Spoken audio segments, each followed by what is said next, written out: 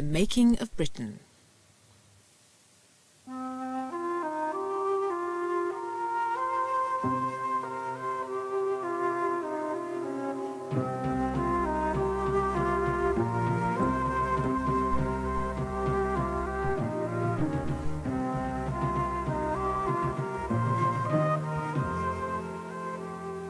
In the 10th century, the last Viking ruler was driven out, and for the first time all England was united under one king. This was a decisive step towards creating one English nation.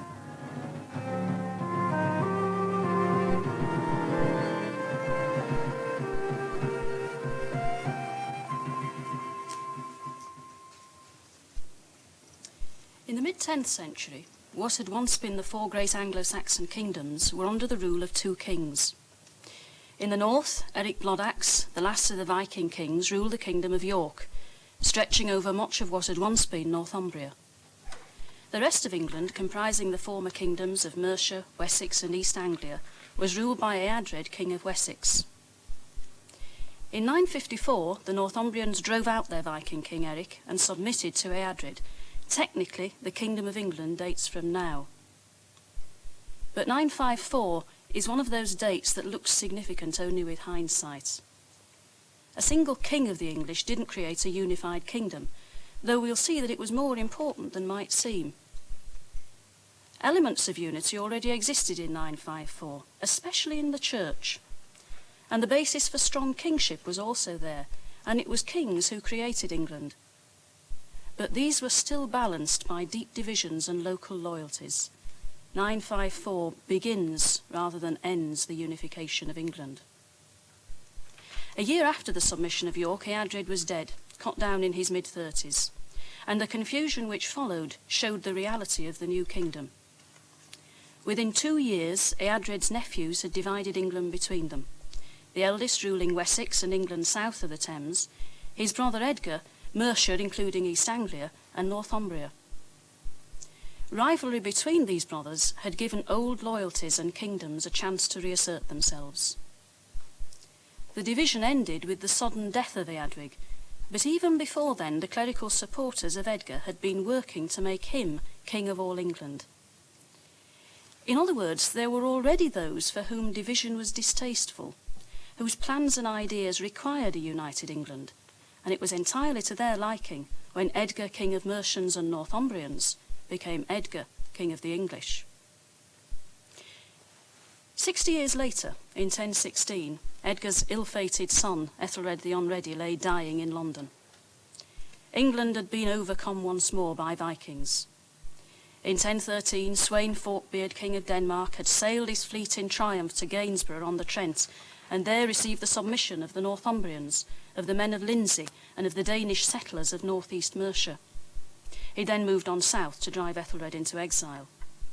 By 1016, Sweyn was dead, and Ethelred returned. But Sweyn's son, Canute, had been hailed king of England by his own army, and Ethelred's own son, Edmund, was in rebellion against his father, supported by the Northumbrians and by a group of nobles in northeast Mercia. What's happened is that 15 years and more of external attack from Viking armies has opened up rifts within England again. Ethelred's death produced another division between Edmund and Canute, once again Wessex separated from Mercia and Northumbria along the lines of the Thames. But in 1016, even more than in the 950s, the strengths as well as the divisions of the Old English kingdom were apparent. With hindsight, it's the length of resistance, the loyalty of so many nobles to the end of Ethelred's reign that's significant. It's the role of a town like London, which held out so strongly that Canute punished it with punitive taxation. And it's the voice of a churchman, the Archbishop of York, preaching in the depths of defeat a powerful call to unity, to belief in one God and loyalty to a single king of England. During the preceding 150 years or so, many of the Viking invaders had settled down, creating a sizable Danish population in northern and eastern England. In 1013, it was these Danish areas of the northeast Midlands which submitted to Sweyn. When he marched south, he didn't ravage until he crossed Watling Street, the line which Alfred had drawn in the 880s as the boundary of Danish rule. And I think it's perhaps natural to think of these Danish settlers as a major obstacle to unification, but the picture's not so simple. Danes appear as a problem in Ethelred's reign, when England was under attack by a Danish king, and the Danes in England were suspects. By 1002, suspicion of them was running so high that the king ordered a massacre of the Danes in England, because he'd been informed that they would treacherously deprive him of his life and possess his kingdom afterwards. The call was obeyed. At Oxford, the Danes were pursued into the sanctuary of the church, which was then burnt, books, ornaments, Danes and all. Now, in times of crisis, contemporaries look for easy scapegoats, and ethnic minorities, like the Danish community in the early 11th century, were just such an identifiable group under a special suspicion because of Viking attacks. Branded as treacherous, some men of Danish descent probably acted accordingly. Those who turned to Sweyn in 1013 may have felt that they had good reason. And the result of this was that in 1013 and 1015, England split in a new way.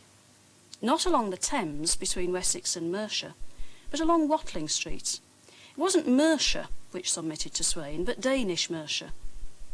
Persecution and suspicion had fostered an existing sense of identity. The Danes already had their own laws, their own court of the 5 boroughs of Leicester, Lincoln, Stamford, Nottingham and Derby. Indeed, the very art of North East Mercia and Yorkshire suggests that blend of Danish and English culture, different from southern England, as you can see in these hogback tombstones from Brompton. But the Danish settlements weren't a permanent obstacle to unification. The problem of Danish England was especially a problem of the early 11th century, of the strains and stresses of Ethelred's reign. And it has to be weighed against the careers of Danish immigrants, men like Archbishop Odda and his nephew Archbishop Oswald, both of them fierce supporters of the southern kings and of unity. Oswald loyal enough to be trusted with the sensitive northern archbishopric of York. Sons of Danish settlers, like this one depicted on a cross in Middleton, Yorkshire, could be as loyal as the next man, even more so if they felt they'd something to prove, if they'd less in the way of local connections. When England split again in 1035, it was the older pattern of Mercia and Northumbria against Wessex which reasserted itself. The identity of Mercians, Northumbrians and West Saxons may be a less obvious problem than the Danes, but it's arguably much more important. Very few people felt English in the late 10th century. The kingdom was a product of conquest and accident. When the Northumbrians submitted to Eadred in 954, they were bowing to a conqueror, a man who'd ravaged them and burnt down their venerable old churches like Ripon. It was a healthy sense of self-preservation, not English national feeling, which made the men of York turn from their Norwegian Eric to a southern English king. Those who had any political consciousness thought of themselves as Mercians or Northumbrians. Edgar is usually described on his coins, and here in this charter, as King of the English, and it's not unimportant that he and others thought of him in that way. But an anonymous poet in 975 preferred a different title: ruler of the Angles, friend of the West Saxons, protector of the Mercians, and to others he was king of the Northumbrians, pagans and Britons. The memory of these old kingdoms died hard, and the new English kings inadvertently played their part in preserving it. The new kingdom was such a large political unit that the king could only exercise his rule through what were in effect deputies. He controlled through officials called ealdormen. The modern local government term alderman preserves the title, but all similarity ends there. Ealdormen were provincial governors, and they ruled great tracts of England. They held courts, dispensed patronage, led out armies. And what they ruled over were essentially the old kingdoms of the 8th and 9th centuries. In this contemporary document, we see the names of Athelstan, who was ealdorman or dux of the East Angles, Bertfirth, ealdorman of the East Saxons, and many others. In boundary and in name, these ealdormanries kept alive the identities of lost kingdoms. Ealdormen were at the same time royal officials and centres of local loyalty. They led you out in battle, they heard your case in court, they granted you land in life and heard your last testament at the point of death. They did all this in the king's name, but their power couldn't help but grow, and their own allegiances come under pressure. These men were the products of unification. They enjoyed the new opportunities for wealth and influence which the new kingdom created. When one of them was described in the mid-10th century as Athelstan half-king, it wasn't an exaggeration. Together with a few church leaders like the Archbishop of York, they united local feeling. These were the men who, with their followers, were crucial to the kingdom. And to 10th century kings and their advisers, the question wasn't, how shall we unify England? But how shall we win and keep the loyalty of these nobles and churchmen? The kingdom had first to be ruled. And although there were no simple administrative answers to these problems of loyalty, the king's activity had to be felt.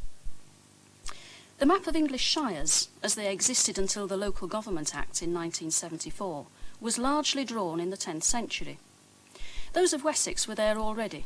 Devon, Cornwall, Sussex, Kent, these belong to the early history of England south of the Thames. East Anglia was an old kingdom. Its division into the North folk and the South folk, Norfolk and Suffolk, is pre-10th century. But the shires of Mercia were new creations. All of them take their name from a central town: Leicestershire, Warwickshire, Nottinghamshire, Gloucestershire. They centre on a borough, which in the 10th century was first a fortified place, and their creation had a lot to do with defence and its maintenance. Their boundaries follow natural geography, but they also reflect the political realities of their time. North of the Tees and west of the Pennines, the authority of the English kings was thin. Their shire system was never imposed here.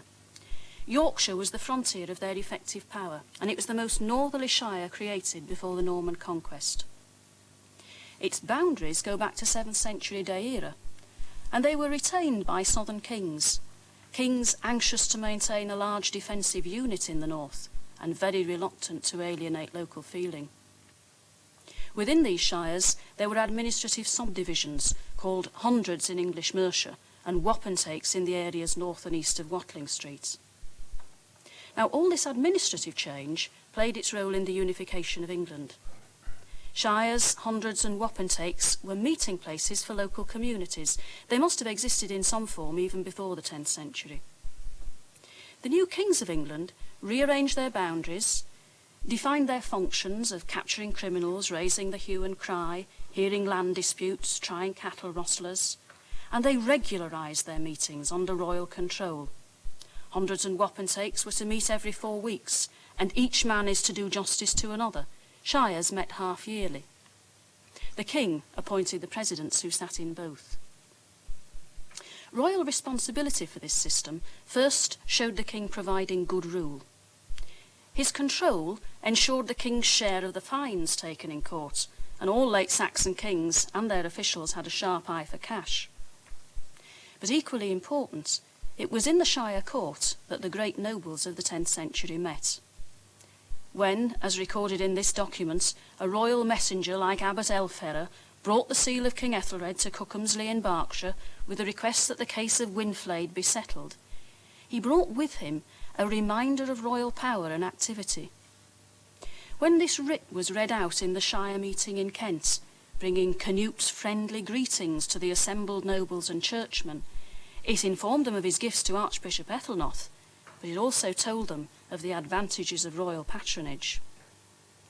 In the courts of shire and hundred, royal authority came into direct touch with local communities, and the delicate business of building loyalty began. It was that loyalty on which administration, indeed on which the whole English unity had to be built. It was loyalty which could be achieved by force. Here is the ultimate sanction of royal power. Indeed, we have to remember in the end that late Anglo-Saxon rule was based on the military prestige of the dynasty. But the use of force may be an effective means of subduing the kingdom in the short run, but it couldn't by itself guarantee permanent stability. Ravaging isn't ruling, and these methods had to be used sparingly. More often, loyalty was bought, with land, with cash, with office, with women.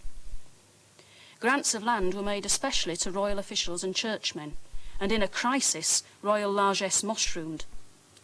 When Eadwig was uncertain of his throne in 956, he made more grants of land in a single year than in many other entire reigns. Men were wooed or bound through marriage. Women always have been the most important gift exchange between men. When Edgar appointed Ordgar, a alderman of southwest England, he married Ordgar's daughter. There are all sorts of stories of the king's seduction here, but these can be set aside as later romantic addition. The marriage bound families together. The woman became almost a hostage at the royal court. But a king can't marry the daughter of every noble, even though divorce and remarriage was easy in the 10th century. Offices are limited in number. Land is never plentiful enough to satisfy all demands. And in any case, as this map shows, the lands of English kings were geographically concentrated in Wessex and the South Midlands. The king had very little to give to northern nobles. Even his physical presence was rare north of the Trent. The royal itinerary follows the pattern of the royal estates. If loyalty was to be bought, a regular cash income was a much more secure and flexible source of royal power, and 10th century England was wealthy. Land was changing hands fast, and the new owners were exploiting it more efficiently and more vigorously. This led to an upswing of local demand, and coupled to a rapidly developing trade, it stimulated town growth. By the 990s, a high-quality silver coinage circulated in millions. 15 million silver pennies were struck in one 6-year period alone.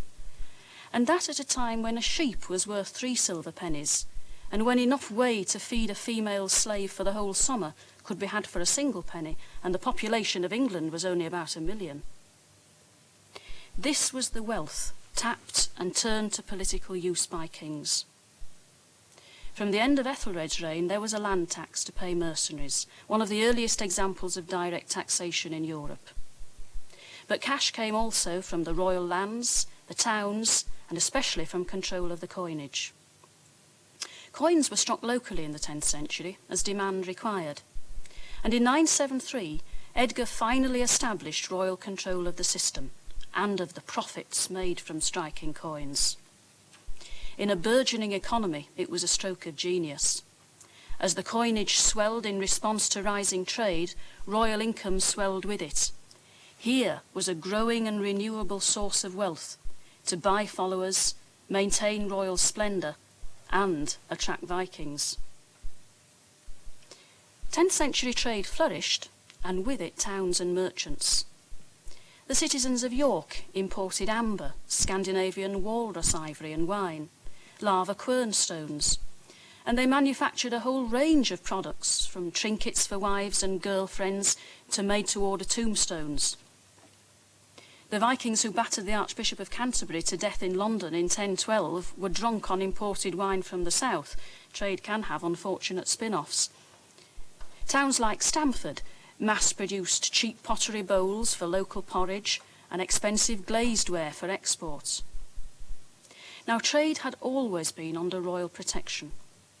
It needed safety of movement, a coinage which could be trusted, protected weights and measures, regulated town courts to solve disputes, all the benefits, in fact, of strong kingship. The traders of 10th century England transcended old boundaries. They were a new force for unity. The Londoners, you'll remember, were loyal to Ethelred to the last. And in 954, in the debates which must have surrounded Eric's expulsion from Northumbria, it's not hard to imagine the arguments of those York merchants who already traded with southern England. Unity, then, is a question of loyalties. But to see loyalty as just one more commodity to be bought is a little crude. It was a gift, certainly, to be won by gifts in exchange, but it was also an ideal to be wooed. Let us all love and honour one God, and zealously hold one Christian faith, and entirely cast off every heathen practice under the rule of one king. Archbishop Wulfstan of York wrote these words in a law code of Ethelred in 1008. They echoed the sentiments of churchmen of his generation, products all of them of a religious reform movement which had spread from the royal court. These men had the clearest idea of unity. They wanted to create on earth a reflection of that order and unity which they felt characterised the kingdom of heaven, and the rule of wise, strong kings was central to their aim. Such kings were a practical necessity for churchmen as well as for traders. Christianity was still very poorly established. There was still need for legislation against those who worshipped fire or flood, wells, stones and forest trees, legislation to stop priests saying mass in unconsecrated buildings without wine or an altar. Reforming churchmen backed royal power and backed it with an ideology which compared kings to Christ and Christ to kings, an ideology expressed in ink and in stone. For the king is Christ's deputy in a Christian people. Such ideas were preached to the nobility, written into the laws read out in the shire courts, reiterated daily in the monasteries which now sprang up throughout southern England.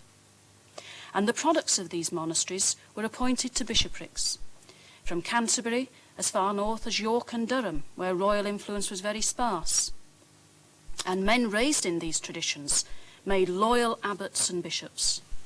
And abbots and bishops mattered. They still led out armies. They sat in judgment in the shire courts, and the church held as much as a fifth of all the land in England. We in the 20th century shouldn't need reminding of the power of ideas, especially when those ideas are monopolised by an educated and articulate elite, when they're without challenge, and when they're backed by the threat of hellfire. On Whit Sunday 973, Edgar was crowned and anointed Emperor of Britain, at Bath, with all its reminders of Roman imperial might. A contemporary observer described how the king arrived with a crowd of abbots, abbesses and priests, how 2 bishops took him by the hand and led him into the church, where the great nobles were already assembled, and how Dunstan and Oswald anointed him, to the sound of the antiphon, Zadok the priest and Nathan the prophet anointed Solomon king. Then the cry was raised, "May the king live forever." At the great banquet afterwards, the king sat, an archbishop on either side of him, surrounded by aldermen, royal officials, great nobles, all the dignity of the English. It's very hard for us now to assess the impact of a spectacle like this on men not yet saturated by the media. The impact of a gathering of this size when crowds were still rare.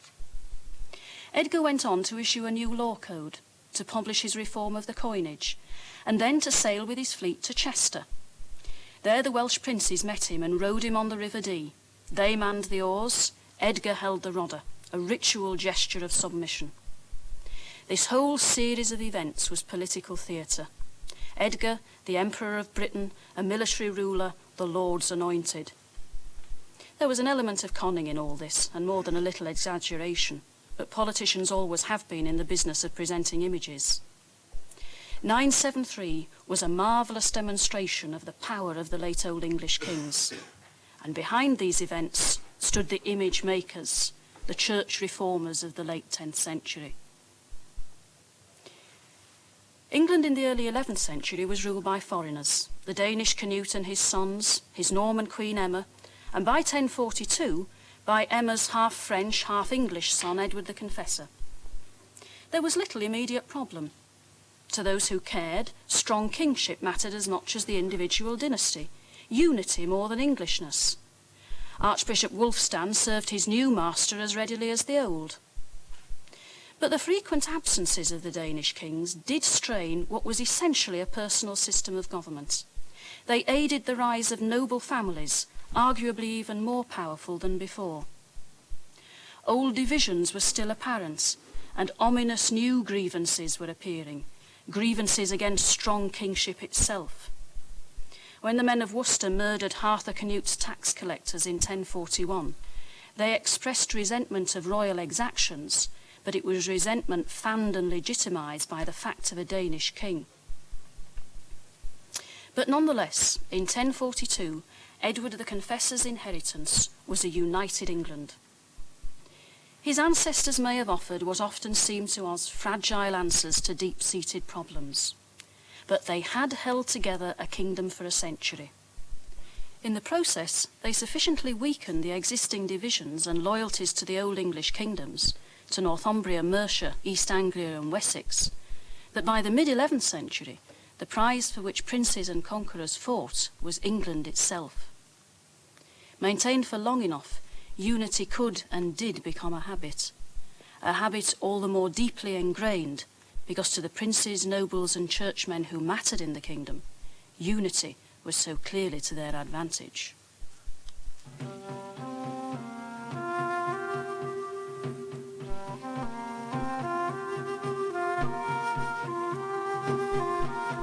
The next programme looks at the creation of the Kingdom of the Scots.